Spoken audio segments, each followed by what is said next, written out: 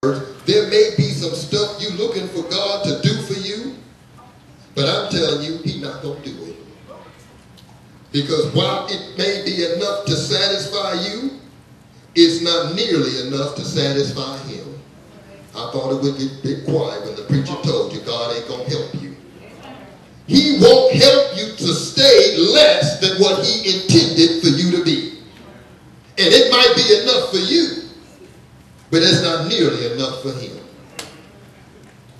See, and I know why, because that's not what they say on TV, but I'm just in the text. See, our pursuits, our desires are products of what we think about ourselves.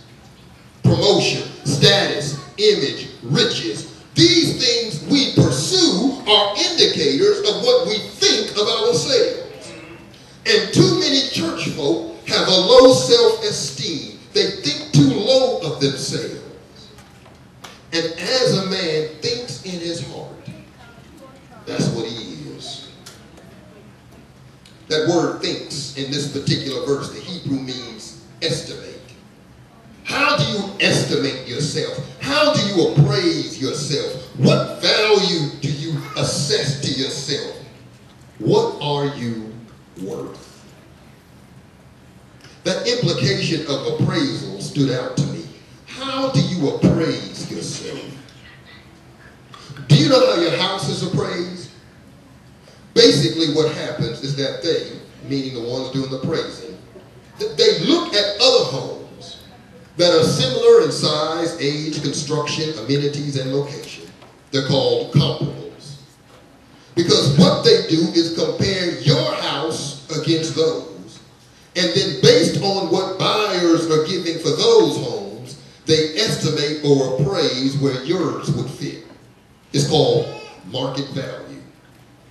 And from my studies in economics, I am reminded that market value is not at all based on how much you feel it's worth, but how much others are willing to give for it. I might feel like my house is worth $250,000. But if others are only willing to give $100,000, that's the market value. Or vice versa. I might feel my home is only worth $100,000. But if others are willing to give $250,000, that's the market value. So if you are attempting to appraise your own home, you would have to be able to look beyond what you feel and see what others are willing to give. Now, how do you appraise yourself? Well, here's what we do. We start comparing. I've got more education than that one. I'm prettier than her. She's nicer than me, but I'm not trying to be nice. Wait a minute, he'd get more attention than me because of his car. I should get the same attention, so I need to get rid of this reliable car that's paid for and get a nicer car I can barely make the note on, but it will increase my status. Or she's getting more attention, but if I just show what she shows and do what I hear she does, people will start looking at me different too. Then, if we don't feel like we're achieving certain levels, or if we're not gaining enough attention from certain people, then we start feeling sorry for ourselves. I'm just not smart enough. I'm just not pretty or handsome. I'm just not skinny enough or big enough. I'm just not rich enough. I'm just not talented enough. Enough for who? What we've done is compared ourselves to other people, because that's how stuff is appraised. Compare it to similar stuff. Now, let me get off track for a moment, but it will help us to get back on track in the end. I'm so glad I figured out a long time ago that Cadillacs, designer suits, and gold watches don't make a preacher. I'm giving you some insight. You would be astounded to know how many men spend more time and money trying to look the part. And maybe you remember a couple of years ago, they were all wearing these ties with these great big giant knots. Cover up your whole neck. And so dudes running around with these $50, $60 fat knot ties. But won't crack a book. Won't do no praying. And I know I'm right about it, because when they stood up, they looked like somebody, but when they opened their mouth, they didn't sound like nobody. But here's where we get back on track. Our issue is we are comparing ourselves to what's on the outside. Remember, the premise for this series is that people tend to do whatever the world around them rewards them for doing. We are giving ourselves away for the external reward. Let me make my point, but I talk to the college kids. Let me talk to the women. Have you ever had dude smile at you? And he looks good. Bought you dinner at Applebee's. And then told you, I've been looking for somebody just like you. Then after you start doing the things he wants you to do, y'all know what I'm talking about, you begin to realize he's an A++ dog. We are giving away ourselves for the external reward. Spiritually speaking, we have low self-esteem. In truth, most of our problems are spiritual in basis. Whether it's money problems or marriage problems, whether it's the job or career that has taken over our lives, whether it's taking wrong advice, or whether it's this thing where we are just going to do it our way and have what we want, it's a spiritual issue to begin with. We think we're getting somewhere compared to everybody else. We think we are improving our position or our station, but in fact we are cheapening our worth. Because we are comparing ourselves to what's on the outside. As the man thinks in his heart, so is he.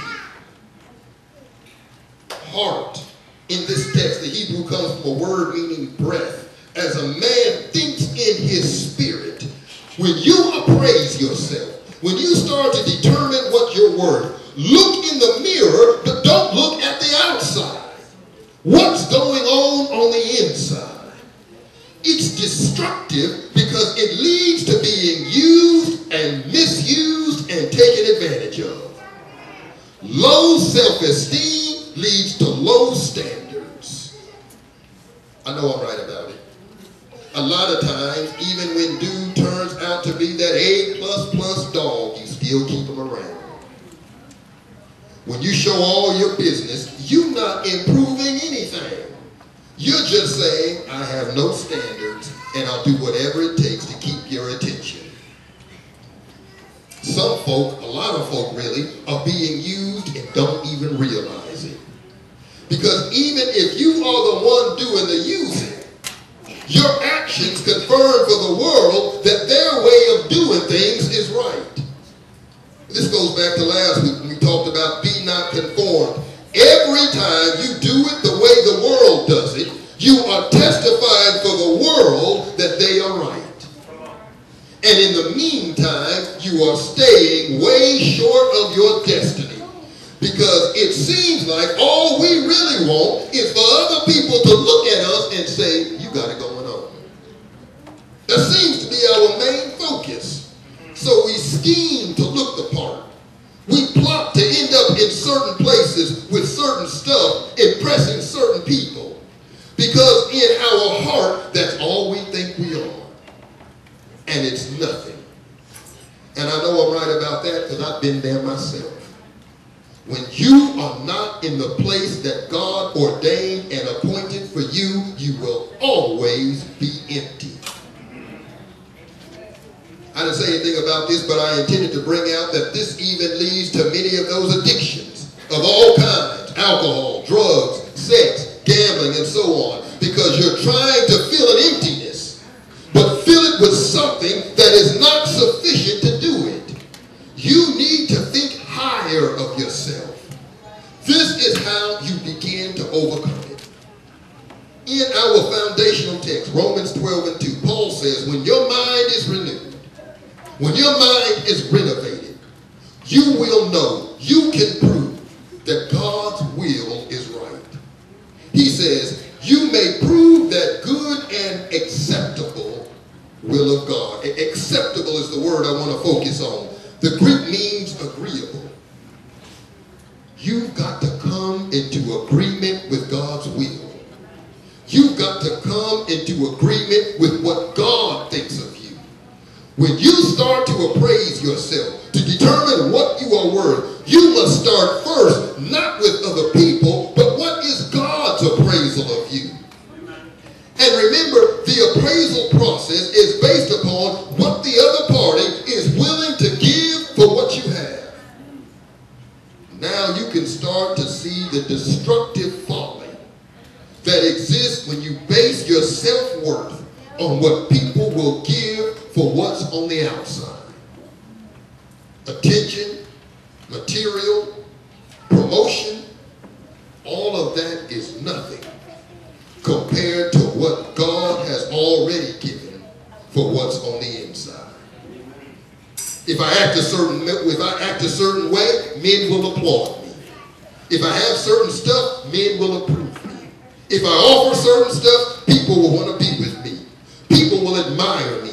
People will fear me. People will serve me. People will give to me. People will elevate me.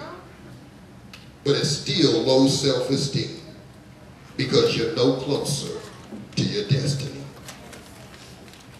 But because of everything I did wrong, because of my selfishness and pride, envy and rebellion, guilt and shame, because of all the mess and junk and filth that was on the inside, God yet loved me.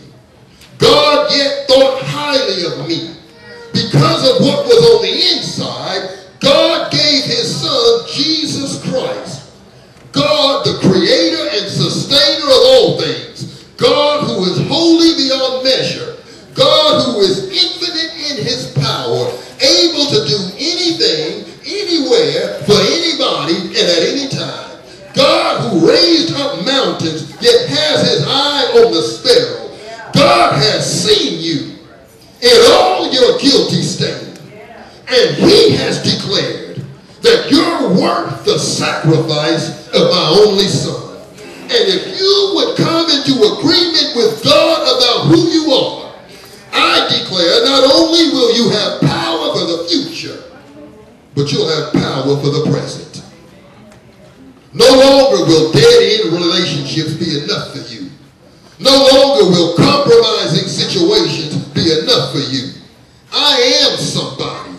And the proof is that God gave up his only son for me. And I refuse to settle for anything less than the plan God has for me. No more games trying to get the upper hand on somebody. No more mind-stressing attempts to get somebody's attention. No more cheapening myself, giving away myself to keep somebody else satisfied. Jesus died for me. He turned my destiny of hell into a promise of eternal life. He turned my emptiness into a life with new meaning. He took away my sins and gave me a life that can grow and be fruitful.